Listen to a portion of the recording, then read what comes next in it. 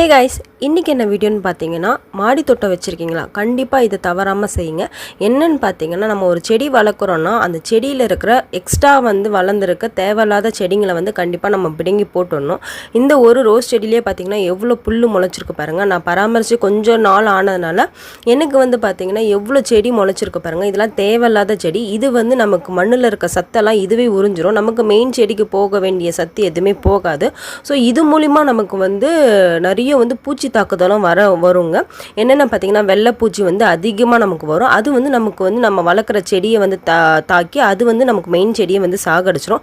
So கண்டிப்பாக இந்த மாதிரி செடிங்கள்லாம் வளர்ந்துருக்கும் போது நீங்கள் வாரத்தில் ஒரு நாள் இல்லை அட்லீஸ்ட் மாதத்தில் ஒரு நாளாவது நம்ம க்ளீன் பண்ணி எடுத்துடணுங்க. அப்படி இல்லைன்னா நமக்கு மண்ணுக்கு தேவையான எல்லா சத்துமே இது உறிஞ்சிரும். இதில் நிறைய தப்பு செடிகளும் வரும். ஸோ அந்த செடிகள் நம்ம கீரைகள் அந்த மாதிரிலாம் வரும்போது நம்ம எடுத்து நம்ம வேறு க்ரோ பேக்கில் கூட வச்சு நம்ம வளர்த்துக்கலாங்க. இந்த வீடியோ உங்களுக்கு யூஸ்ஃபுல்லாக இருக்கும்னு நினைக்கிறேன்.